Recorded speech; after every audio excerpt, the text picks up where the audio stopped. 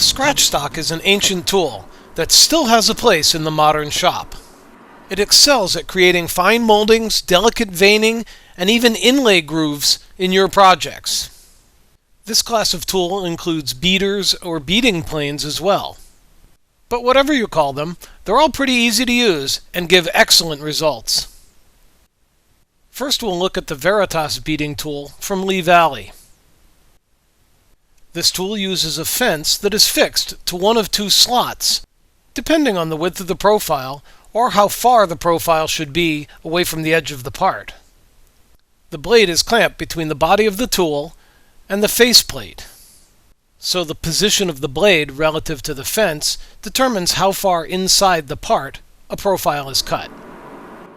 Like all scratch stocks, the blade is ground flat at the profile, not ground at a bevel to make it sharp.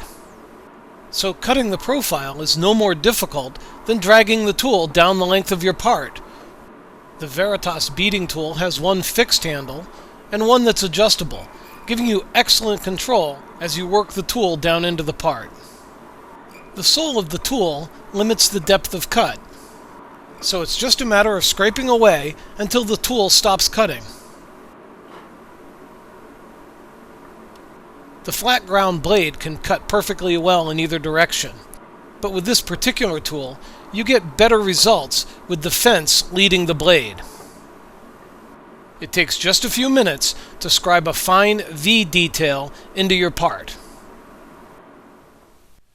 This Stanley 66 from the late 1800s is a different take on the same tool.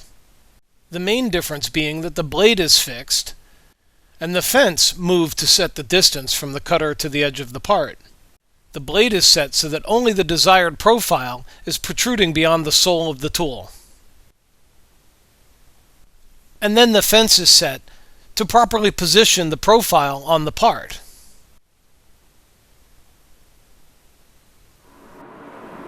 Using the Stanley is the same as using any scratch stock.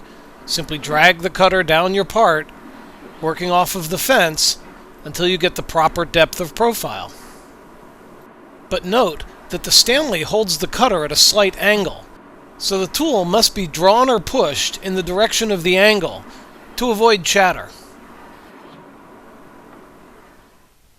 Just a few minutes' work means great results. The third tool shown here is a shop-built scratch stock, and it works in the same manner and just as well as the other two. The blade is still clamped in place, exposing just the profile that's needed for the cut, and the fence positioned to set the distance.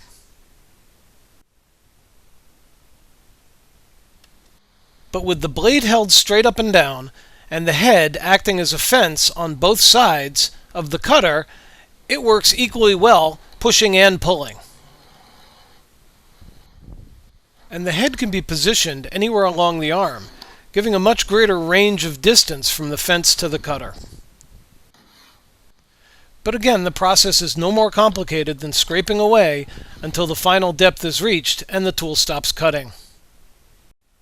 Now you may be able to find an old version of the Stanley 66, and Lee Nielsen makes a beautiful bronze version and plenty of cutters to go with it. Or you can purchase the Veritas beading tool, which also comes with a range of available cutters. But whether you decide to buy or make a scratch stock or beading tool, you definitely should add one to your arsenal. Often it'll turn out to be the fastest way to make custom beads, moldings, and profiles for your projects. Look for my other videos on making your own scratch stock and making custom cutters in your own shop by visiting my website at www.consultingwoodworker.com.